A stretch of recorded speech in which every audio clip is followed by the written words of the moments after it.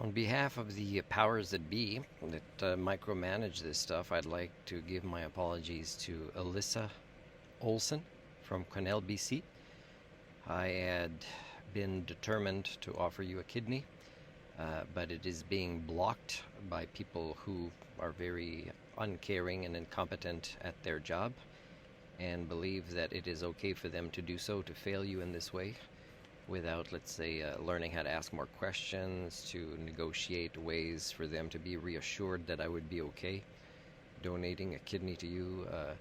So I really hope at this time that I don't see another article about you needing a kidney in a different paper, because I'd be very upset. I'd be tracking you down or contacting the newspaper and saying, there are scams going on about this stuff.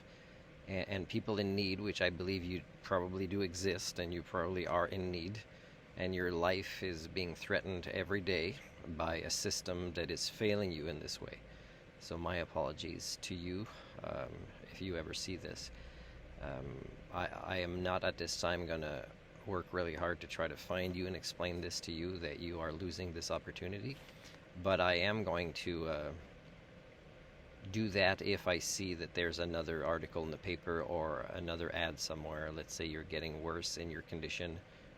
I believe that your family would need to know and get a lawyer to kind of find out why you lost this opportunity from me.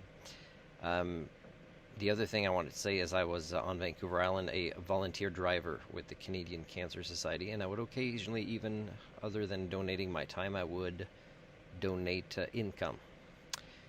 And I stopped doing that a while ago. And one of the reasons I stopped many years ago is when I saw how much of the money is being wasted in these big organizations. Anything that gets big, especially in Canada, when it falls under not-for-profit societies, they're money laundering schemes. We know that in Canada, BC, and pretty much the rest of the world, including other provinces like Quebec, we have very corrupt, money-oriented, not client-centered medical systems that benefit the elite in various roles, and how they want to continue to do things, and will only deviate a tiny bit, still not be patient-centered if money is moved around a certain way. The only thing I would have needed in donating a kidney to you are resources to get myself to the right locations and back, and to pay for any medical testing that would be required. And there are agencies that move large amounts of money for this, and yet I've been disqualified very quickly because they are not adapting to the times of being very outdated in their ways of seeing things and their ways of trying to meet their mission statements. Now, when I was with the Cancer Society, I saw that they were wasting money in various ways. One of them is, I went one time to a place, they invited volunteers.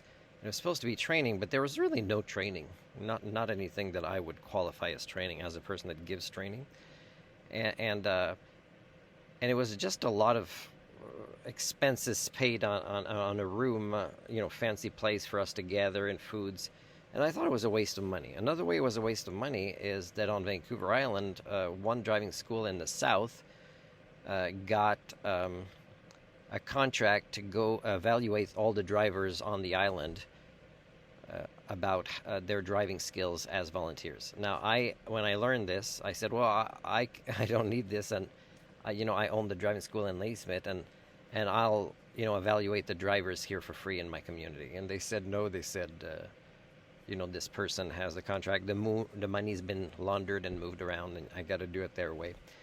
And I was evaluated by this instructor, and of course got a perfect grade. And she enjoyed talking to me, and I talked to her about some of the ways I was teaching in that area. And so for me, again, this was another form of money laundering. Somebody was being paid by donations to the Cancer Society when I, as a volunteer, had that same specialty, and I wanted to offer it for free. So I believe it is very likely, again, just very developmentally disabled people working in an industry where, unfortunately, you require medical assistance and an organ that I've taken very good care of, not being a drug addict or consumer of alcohol or smoker or things like that.